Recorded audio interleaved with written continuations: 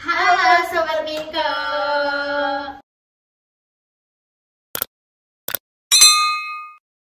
Balik lagi di Menkes Minko Edukasi dan Kesehatan Podcast. Yeay.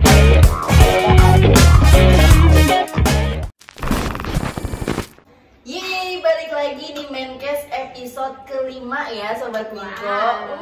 Udah banyak nih episode Menkes. Yang pastinya kita podcast spesial membahas tentang kesehatan ya Sobat Minko, ataupun parenting ibaratnya gitu.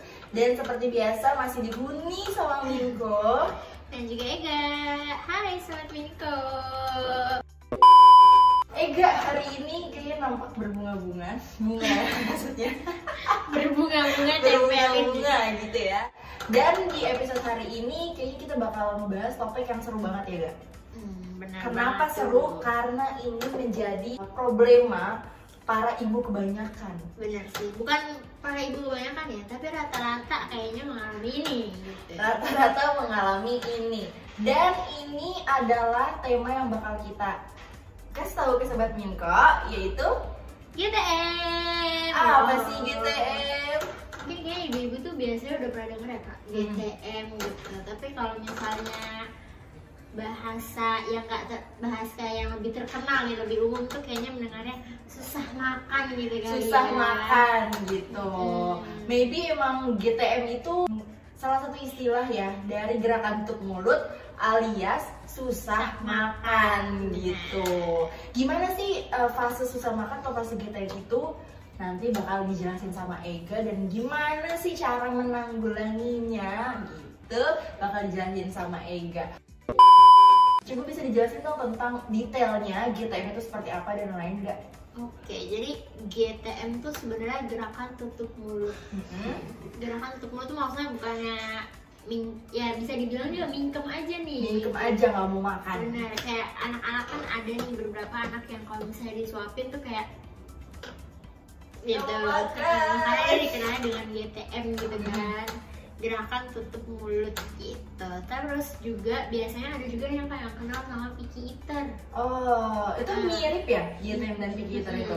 Mungkin bisa dibilang picky eaternya termasuk GTM, karena kalau picky eater itu kejadian dimana anaknya itu milih-milih nih kalau makan. Gitu. Kayak misalnya biasanya dia sukanya telur, terus ibunya kasih dia ayam, terus dia kayak nggak suka, nggak mau gitu. Atau kebanyakan nih picky eater biasanya anak-anak tuh nggak suka sayur, sayur dan buah kayak gitu. Nah kan. gitu. Nah, baratnya kalau misalkan kita kasih makanan yang dia nggak suka, tadi picky eater itu mengakibatkan dia nggak mau makan. Nah, yang disebut itu dengan GTM.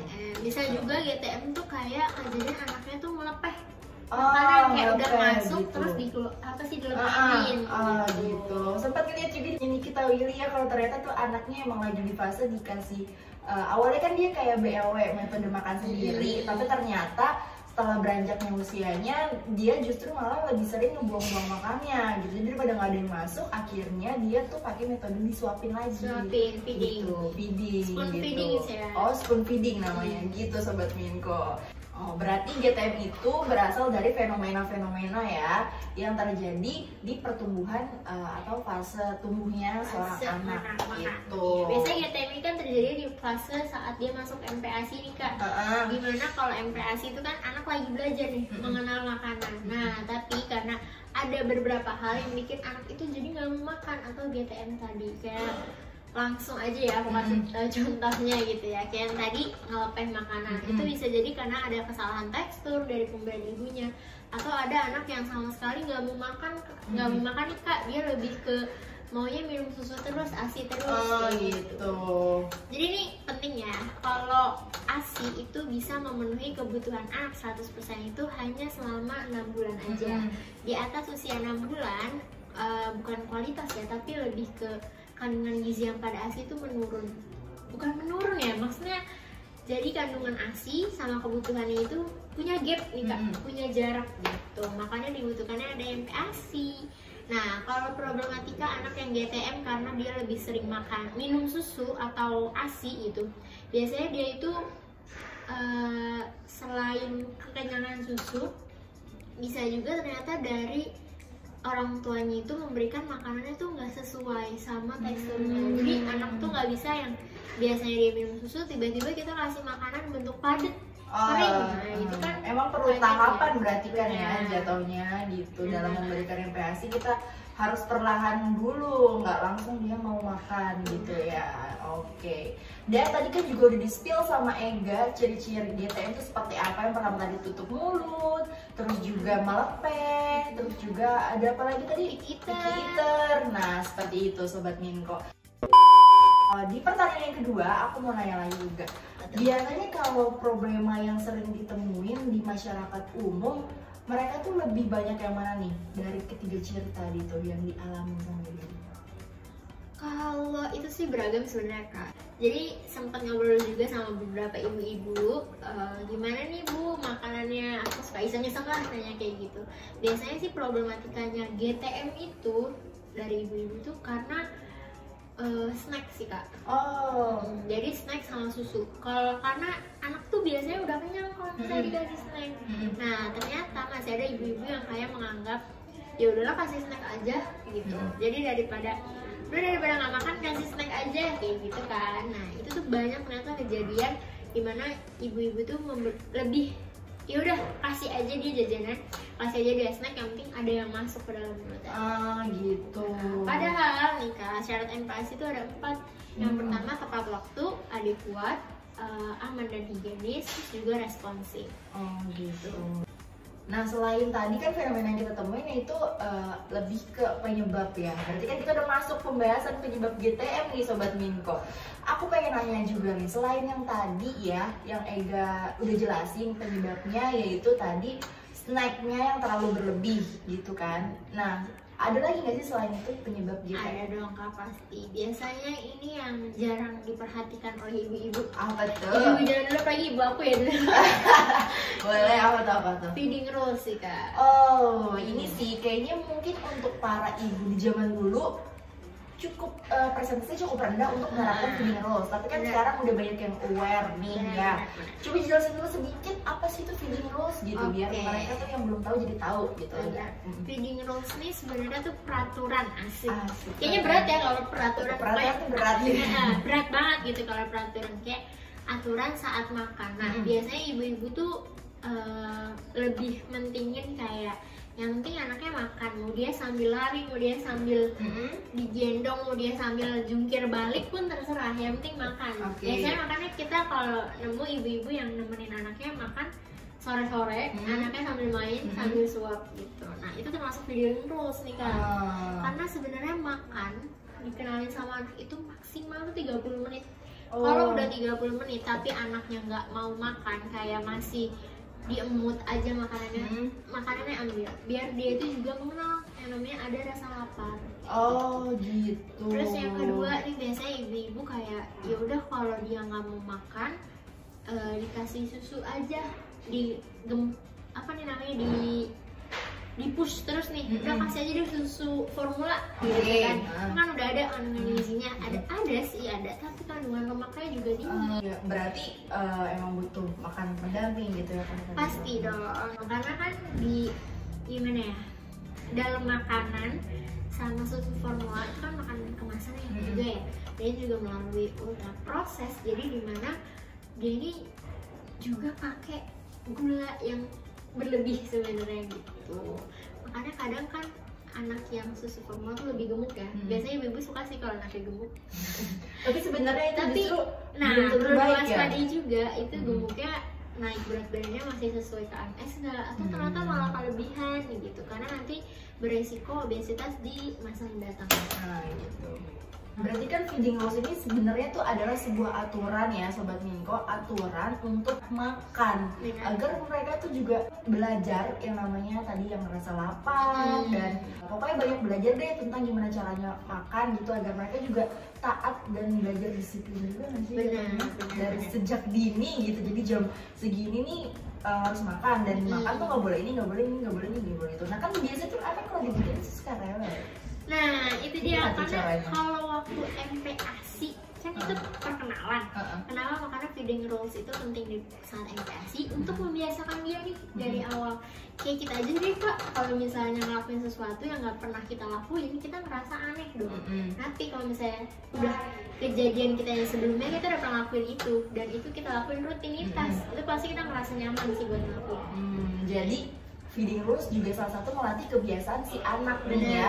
Maybe awal-awalnya rewel, tapi karena udah terbiasa si otak anak udah nanamin di mindsetnya gitu. Kalau misalkan ya udah ini kebiasaan aku gitu loh, ya nggak? Mungkin ibu-ibu pernah denger juga, pernah kepoin juga anaknya Nikita ya. Dia itu kalau misalnya tidur kan sendiri. Nah kalau misalnya dia udah dibukain jendela, nyalain lampu tuh tandanya dia udah waktunya bangun. Dia wake up sendiri kan, bangun sendiri. Gitu. Nah itu kayak melatih kebiasaan gitu. Jadi dilakukan dengan rutin. Jadi dia tahu gitu. Tapi sebenarnya feeding rules tadi selain yang tadi ada berapa sih kira-kira? Feeding rules tuh ada berapa aja sih contoh feeding rules itu, kayak peraturan saat makan berapa aja gitu? Yang pertama pasti tadi waktu makan itu maksimal 30 menit. Yang kedua anak itu harus duduk nih Kak. Jangan sambil lari-lari karena biar dia kenal kalau ini tuh waktu makan. Terus juga biasain pakai tempat makan, piring makan gitu, dan sendok dia emang yang khusus buat makan. Jadi kalau misalnya kita udah ambil wadahnya, ambil sendoknya, dia tahu nih, ini waktunya makan gitu. Terus juga nggak ada distraction nih Kak, kayak TV atau HP. Jujur dulu orang tua aku kayak membiasakan aku untuk makan sambil nonton TV. Jadi kalau misalnya sampai sekarang pun aku makan kayak harus ada yang aku tonton nih. Kalau enggak bakal kebiasaan lebih gede ya. Ini yang udah dialami sama ini sendiri. Jadi kayak kebiasaan plus jadi makan aku tuh lebih lama. Kayaknya lebih dari 30 menit. Nah, itu yang harus diubah juga nanti kalau udah punya anak ya jatuhnya. Makanya buat para ibu-ibu mungkin bisa dilatih dari sekarang ya, no distraction saat anak makan gitu. Benar. Terus juga anak itu jangan nge-push anak untuk menghabisin makanannya. Karena itu bikin keadaan dia jadi nggak nyaman nih. Dia jadi kayak, ih kok makan kayak gini ya, nggak seru ya gitu. Nah makanya itu kita sebagai orang tua harus memberikan kesan kalau makan itu menyenangkan loh. Makan itu tenang lah, enak lah seperti ini gitu. Makanya juga mungkin ibu-ibu ada yang ngalamin anaknya GTM terus kan bingung ya, nih anakku, padahal aku merasa ini udah memberikan kenyamanan buat dia gitu. Benar-benar. Aku biarin aja dia terserah mau makan seberapa gitu. Biasanya ibu-ibu kayak gitu kan, kayak aku udah biarin kok Kak, dia mau makan seberapa banyak gitu, aku biarin aja, aku diemin. Ternyata ada loh cara biar anak itu merasa senang saat makan. Gimana caranya? Mungkin kita habisin dulu ya, nanti solusinya di belakang ya. Kita habisin dulu deh, bahas lagi. Ada lagi nggak selain yang tadi tuh feeding rules yang udah disebutin? Snack mungkin, jam snack? Iya, bisa juga. Nah, waktu snack terus juga waktu susu itu harus dijarakin nih Kak sama gimana tuh dijarakin? Itu dijarakin selama 3 jam. Jadi, nah balik lagi tadi biar anak tuh mengenal rasa lapar. Jadi dia tuh tahu waktunya kalau lapar, ya waktu itu makan. Jangan dikasih snack mendekati waktu makan karena itu nanti bakal buat dia tuh males nih makan karena udah kenyang duluan kan. Oke gitu. Jadi itulah feeding rules Sobat Minko yang bisa kalian terapin di saat jam waktunya makan anak gitu loh. Karena kan kalau misalkan kita nggak nerapin feeding rules tadi, bisa jadi tuh dia GTM, bisa tadi dia jadi picky eater dan lain-lain kayak gitu Sobat Minko.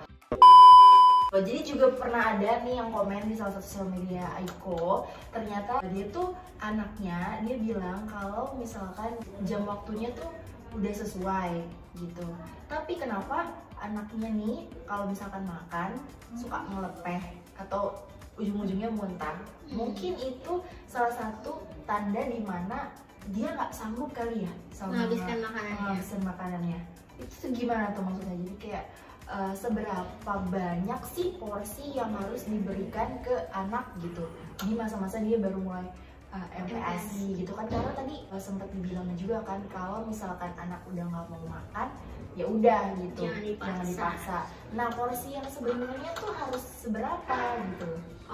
Kalau untuk porsi untuk awal banget nih anak yang baru MPASI banget itu cuman 2 sendok 3 sendok aja itu udah cukup sih kak. Oh, tapi nanti kalau misalnya dia udah mampu ngabisin itu bisa jadi 125 mili.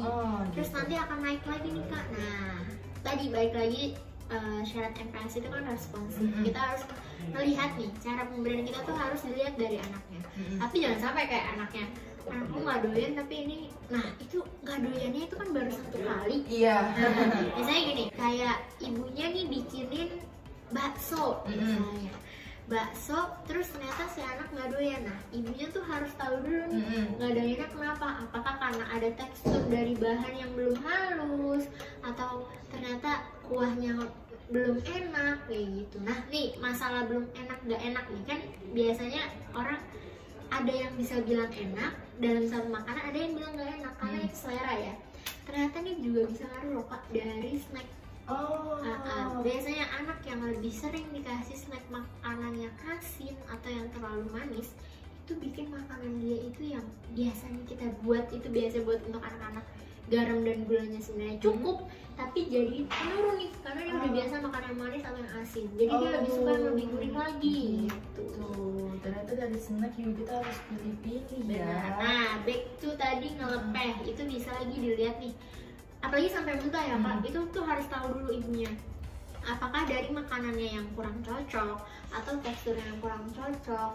Terus juga bisa dilihat lagi apakah ada infeksi nih kak. Biasanya ibu-ibu tuh kalau anaknya nggak mau makan ya dianggapnya nggak mau makan aja, padahal belum diteliti ya penyebabnya gitu. Nah itu dia PR buat ibu-ibu, nggak buat ibu-ibu juga masih buat orang tua ya, anaknya kan berdua.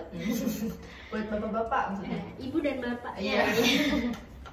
Buat ibu dan bapak itu harus tahu lagi nih kalau misalnya dilihat kok anak aku makan itu selalu dimuntahin ya, coba deh ibu cobain makanannya itu gimana teksturnya. Ternyata kalau misalnya ini teksturnya udah cocok kok, ini juga rasanya udah enak kok kak gitu, kok masih dilepeh, kok masih dimuntahin. Nah coba ibu cek juga ke dokter apakah ada infeksi atau enggak, karena kalau ada infeksi otomatis selera makan dia akan menurun. Jadi harus dicek dulu ke dokter ya. Oke, gitu Sobat Kinko. Dan ini nih yang paling ditunggu-tunggu. Gimana sih caranya tuh untuk solusinya nih untuk mengatasi anak GTM gitu kan? Karena kan kita sebagai ibu juga perlu yang namanya belajar lagi, pengen tahu lagi untuk mengatasi si GTM ini loh. Gimana tuh caranya? Oke, yang pertama nih kak, sebenarnya pertama tuh kalian ibunya harus belajar lagi. Ibunya harus belajar lagi tentang tekstur ya, sesuai sama usia anaknya. Terus yang kedua itu jangan nyerah juga, karena biasanya ibu kalau udah ngasih A ditolak nyerah dia. Jadi nggak mau. Ini emang ini kayaknya teori mah gampang kak, prakteknya belum gitu ya. Nah ini jangan nyerah, ini emang harus sabar sih, jadi ibu harus jadi sabar. Terus yang ketiga, coba kreasiin makanan kalian.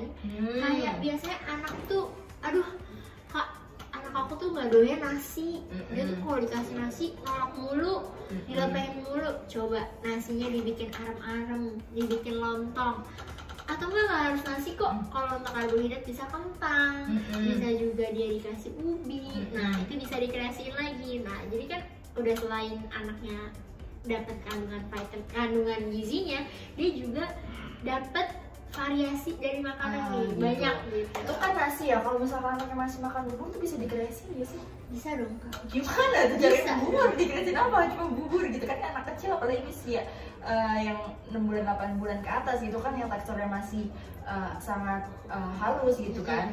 Oke. Biasanya anak usia 6 bulan itu kan dia masih membutuhkan baru nih kak, baru membutuhkan 30% dari MPASI.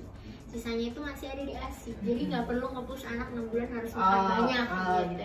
Kalau untuk anak ini harus 6 bulan nih, ya, contohnya kayak 8 bulan gitu. Nah biasanya gitu gimana? Iya, ini baru-baru ini juga udah dibicarain nih sama dokter gimana sih caranya nih bubur dikreasikan gitu ya. Nah ternyata nih banyak banget kak, kayak dibikin, coba dibikin arem-arem, jadi nasinya disembunyiin di bawah apa nih namanya, daun pisang. Nah biasanya anak tuh lebih tertarik karena dia bentuknya beda gitu. Kalau misalnya dari bubur aja kan dia lihat teksturnya kayak gini lagi, kayak gini lagi ya gitu. Ternyata kalau misalnya dibentuk dikreasikan, kayak contoh tadi kayak arem-arem itu kan udah dapet kandungan semua ya, udah ada buburnya, terus biasa kita kasih ayam juga, bisa kita kasih sayuran juga, tapi dia sekali hap gitu. Benar. Dan biasanya anak lebih tertarik nih. Terus juga bisa mungkin anaknya ada yang nggak suka protein hewani, nih banyak juga nih Kak kasusnya. Oh ternyata ada ya yang nggak suka protein hewani. Ada Kak, ternyata banyak malah sih. Anakku nggak suka protein hewani, jadi orang tua bingung mau kreasiin makanan kayak gimana gitu kan.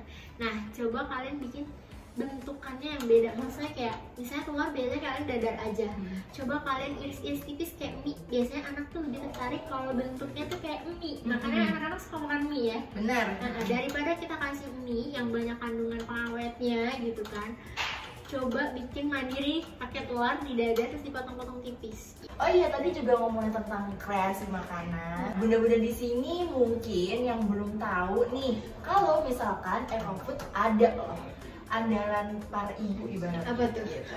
Apa tuh? Dimana kita tuh bisa mengkreasikan makanan dengan bahan yang alami, bahan yang organik, terbuat dari daging asli.